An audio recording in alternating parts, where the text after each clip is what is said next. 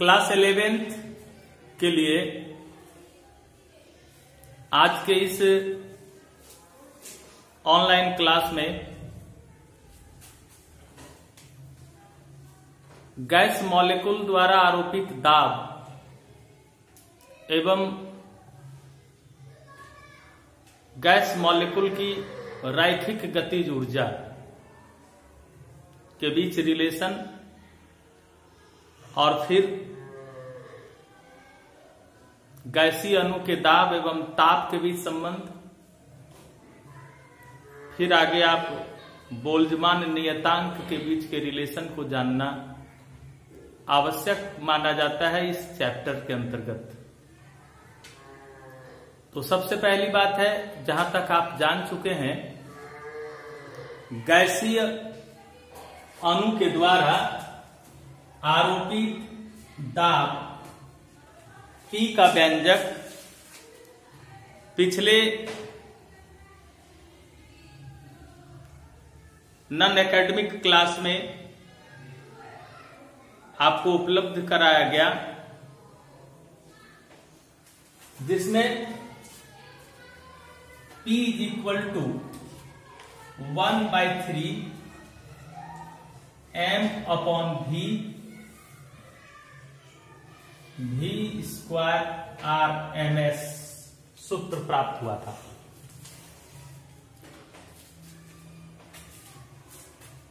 जिसमें root mean square gas अणुओं का ये वेग है,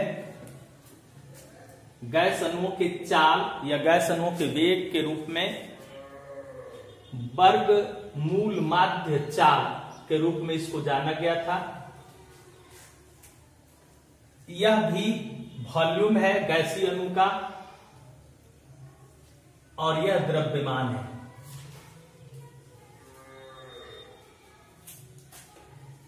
अब इसकी सहायता से हम रैखिक गतिज ऊर्जा के बारे में जानना चाहेंगे। तो यहां हम P का जो वैल्यू है वह 1/3 m upon v square RMS प्राप्त हुआ है। इसमें हम गतिज ऊर्जा की ओर बढ़ना चाहते हैं, यानी इस दाब का रिलेशन गतिज ऊर्जा से दिखाना चाह रहे हैं। तो गतिज ऊर्जा के बारे में आप जानते हैं, गतिज ऊर्जा का जो व्यंजक होगा वो 12 mv स्क्वायर, यानी उसमें 1/2 डिनोमिनेटर के रूप में 2 रहता है गतिज ऊर्जा। तो हम डिनोमिनेटर के रूप में 2 लाने के लिए यहां हम 2 दे सकते हैं और यहां भी हम 2 दे सकते हैं, यानी अंश और हर में 2 से गुना करने पर। यहां प्रश्न उठ सकता है कि 2 से ही गुना क्यों? तो इसके बारे में भी बताया कि गतिज ऊर्जा का जो व्यंजक है उसमें 12 mv स्क्वायर आता है। काइनेटिक एनर्जी की चर्चा जब हम करते हैं तो उसमें 12 mv स्क्वायर आता है, नीचे 2 आता है। इसलिए 2 से जब हम नीचे गुना किए डिनोमिनेटर में, तो 2 से नॉमिनेटर में भी गुना करना पड़ा। अब यहां हम इसको ऐसे लिख सकते हैं, 1/2 और m v स्क्वायर RMS। अब बच गया 2/3। यहां जो 1/2 m/v स्क्वायर RMS है, यह बताता है, नीचे चूंकि V है, V वॉल्यूम को इंडिकेट कर रहा है, तो गैस के एकांक आयतन में जो गतिज ऊर्जा होती है उसी गतिज ऊर्जा को ट्रांसलेशनल काइनेटिक एनर्जी, माध्य रैखिक गतिज ऊर्जा के रूप में जाना जाता है।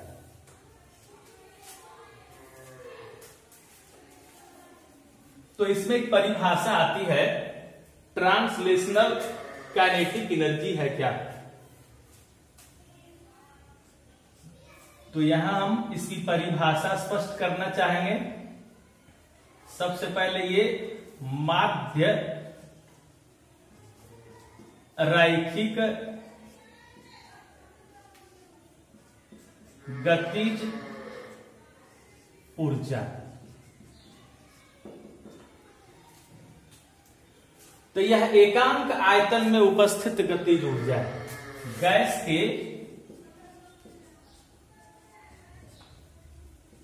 एकांक आयतन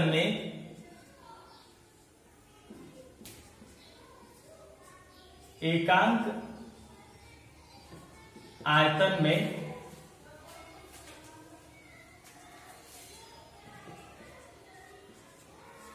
अणु के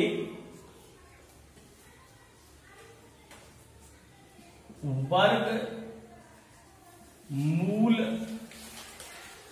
माध्य चाल के कारण, चाल किस प्रकार की, तो वर्ग मूल माध्य चाल, जिसको RMS कहते हैं, RMS के कारण, VRMS के कारण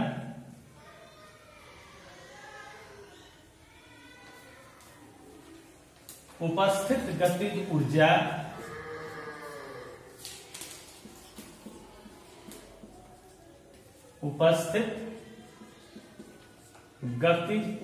को माध्य रैखिक गतिज ऊर्जा कहते हैं।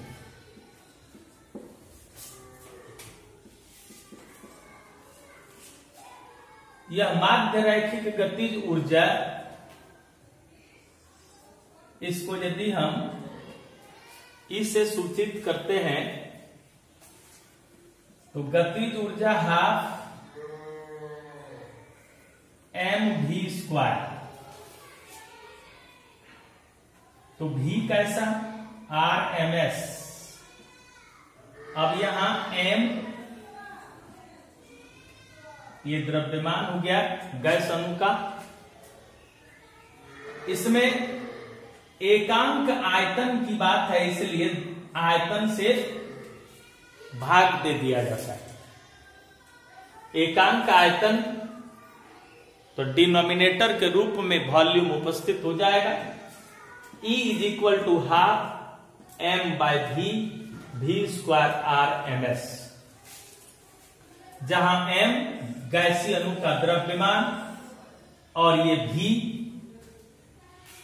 उसका आयतन और v² RMS गैसीय अणु का वर्गमूल माध्य चाल है। तो P = 2/3 और यहां ½ m/v, v² RMS का वैल्यू E निकला, इसलिए P = 2/3E। यह रिलेशन हुआ। इस रिलेशन को हम ऐसे लिख सकते हैं, 3P = 2E।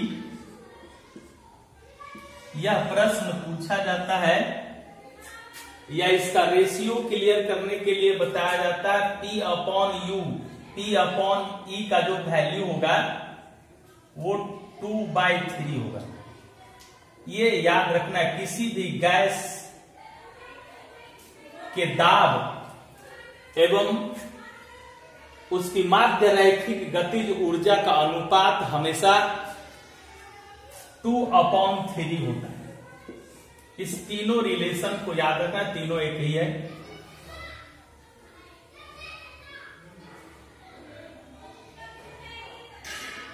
इसमें न्यूमेरिकल पूछा जाएगा। यदि यहां से क्वेश्चन उठता है तो v² RMS का मान दिया हुआ रहेगा या निकालने कहेगा, m का मान दिया हुआ रहेगा, गैसीय अणु का द्रव्यमान, v आयतन रहेगा और फिर ये T दाब रहेगा।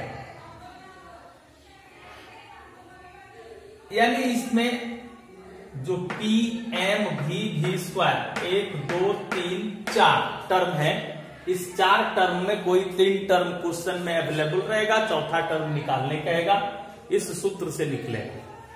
और यदि सीधे गतिज ऊर्जा दे दी जाए और उससे दाब पूछ दिया जाए, गैसीय अणु की माध्य रैखिक गतिज ऊर्जा का मान 18 जूल है, तो गैसीय अणु के द्वारा आरोपित दाब का मान क्या होगा? तो E का मान 18 है, तो 2/3, तुरंत हम 12 आंसर दे सकते हैं। इसका दाब का वैल्यू 12 हो जाएगा, 12 पास्कल यानी न्यूटन पर मीटर स्क्वायर, जो दाब का SI यूनिट है, यूनिट का उपयोग करना है। किसी गैस का दाब एवं उसकी गतिज ऊर्जा का अनुपात निम्नलिखित में से क्या होगा? ऑब्जेक्टिव क्वेश्चन में पूछा जाता है तो 2/3 में टिक लगता है। यह आगे के क्लास के लिए भी आपको बहुत जरूरी है, ठीक से इसको याद करने की जरूरत है। अभी हमने P और काइनेटिक एनर्जी यानी दाब और गतिज ऊर्जा के बीच के संबंध को प्रदर्शित किया। अब इससे आगे आपको दाब एवं ताप के बीच के संबंध को समझना है।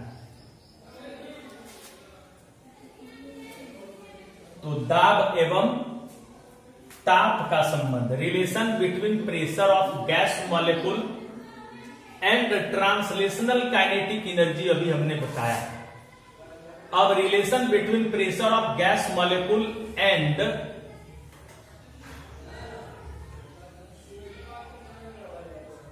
टेम्परेचर।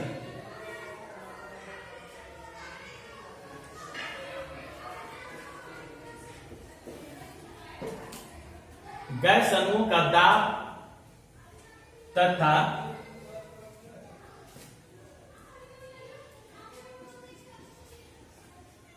ताप में संबंध। सबसे क्वेश्चन आएगा, काफी न्यूमेरिकल इससे पूछे जाते हैं। आपके पास जो भी बुक हो, भारतीय भवन का बुक है तो उसमें काफी न्यूमेरिकल मिलेगा, या फिर M करीम की बुक है तो उसमें इसका एक चैप्टर है और बहुत न्यूमेरिकल है, उसको बनाने की जरूरत है। अब गैसीय अणुओं का दाब एवं ताप में संबंध बताना चाह रहा हूं।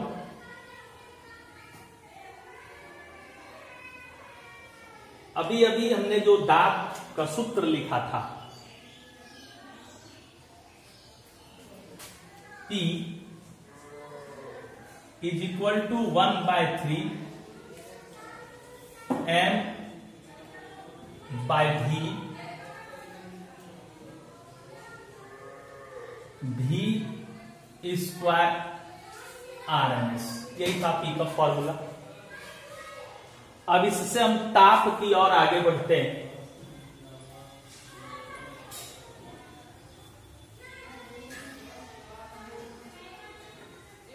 अब किस दिशा में आगे बढ़ना है इसको समझना है ताप के लिए।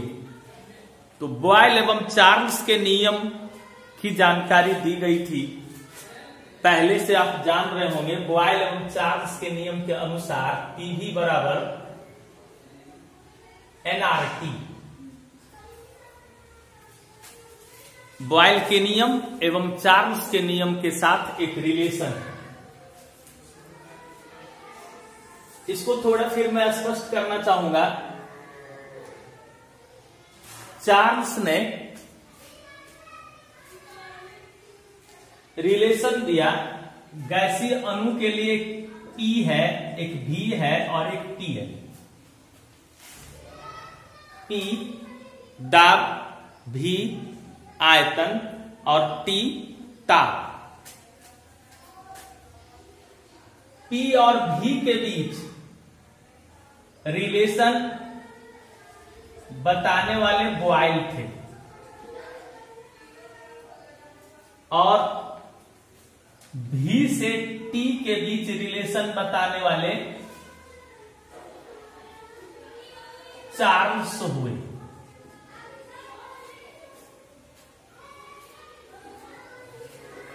तो बॉयल ने जो रूल दिया था, जो रिलेशन बताया था, वो P और V किसी भी गैस के द्वारा आरोपित दाब एवं उसके आयतन में संबंध है। तो बॉयल्स लॉ है, बॉयल्स लॉ कहता है P समानुपात 1/V और चार्ल्स लॉ कहता है V समानुपात T। ये बॉयल्स लॉ है, ये चार्ल्स लॉ है।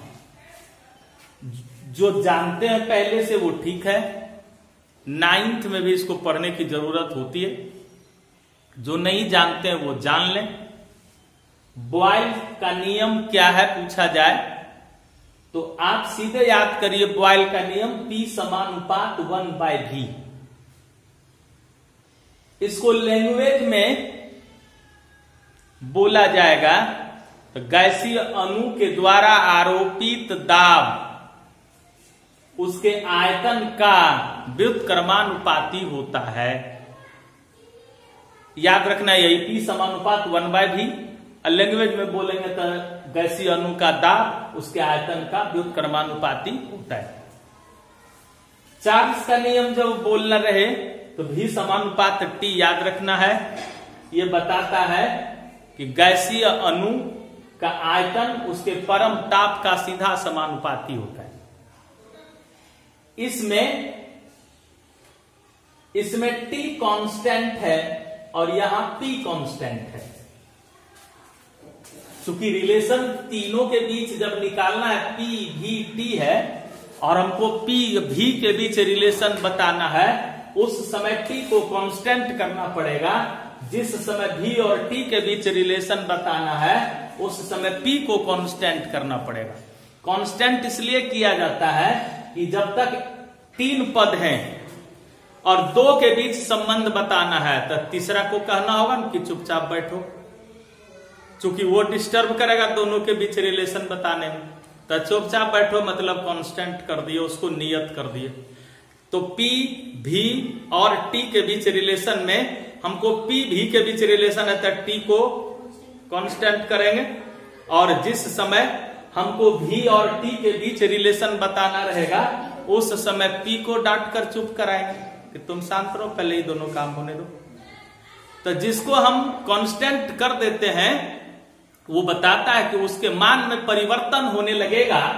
यदि P और V के बीच रिलेशन हमको बताना है और T भी वहां बदलते रहेगा तो T के बदलने से भी इफेक्टेड होने लगेगा। इसलिए T को यहां कांस्टेंट करने की जरूरत है। यहां लिखते हैं T कांस्टेंट और यहां लिखते हैं P कांस्टेंट। अब इसी दोनों से ये रिलेशन निकलता है P V और ये T, फिर P V nRT स्थिरांक है। N और R, N गैसीय अणुओं की संख्या है और R जो है वह आदर्श गैस अवस्था स्थिरांक कहलाता है।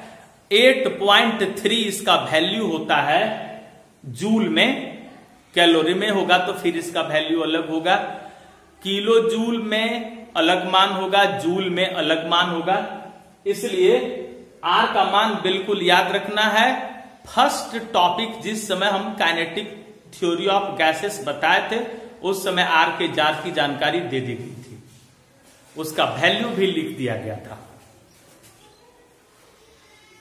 यहां से फिर जाना जा सकता है R is equal to PV by NT। तो P का मान, V का मान, N का मान, T का मान जब बैठाया जाता है तो ऐसी स्थिति में R का मान निकलता है, यह R का मान 8.3 जूल पर केल्विन पर मोल निकलता है।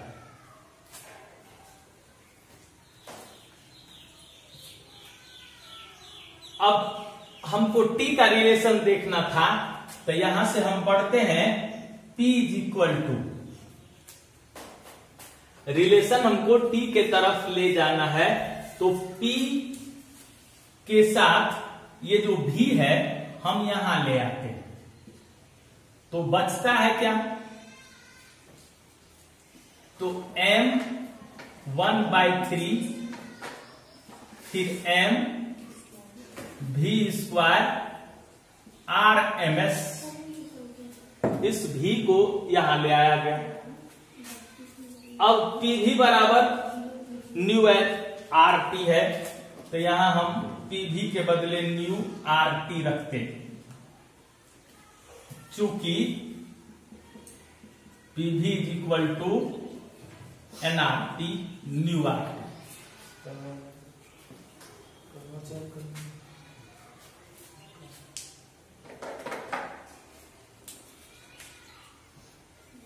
PV का मान न्यू RT रख दिया गया, तो यहां 1/3 M V square RMS value.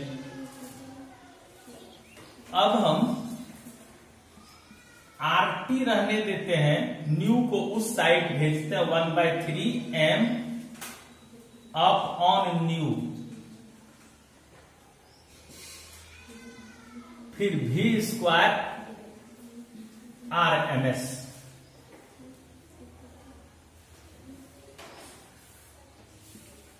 RT 1/3 M up on N का जो मान होगा, M अपॉन न्यू का जो वैल्यू होगा वह M NA के तुल्य होता है। इसको अभी अलग से मैं क्लियर करूंगा। ये V square RMS M by nu या M by nu is equal to M bye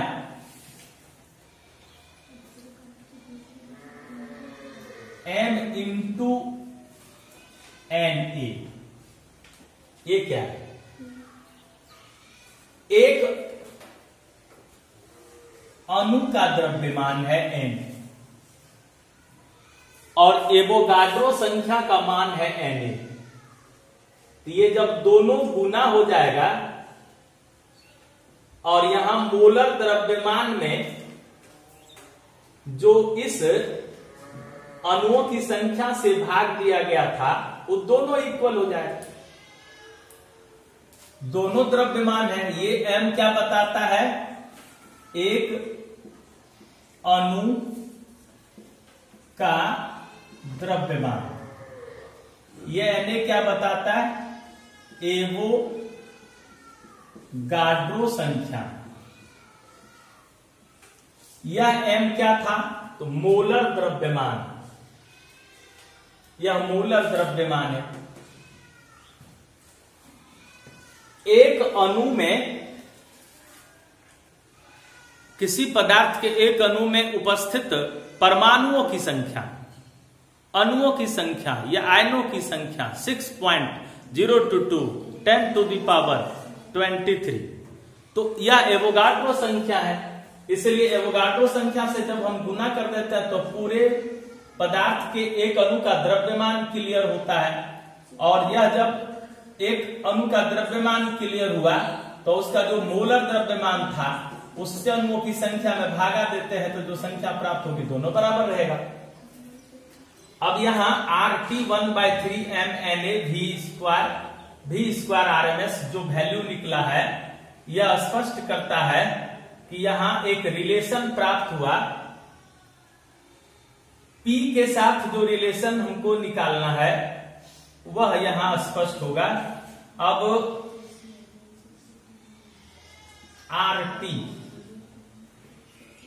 1/3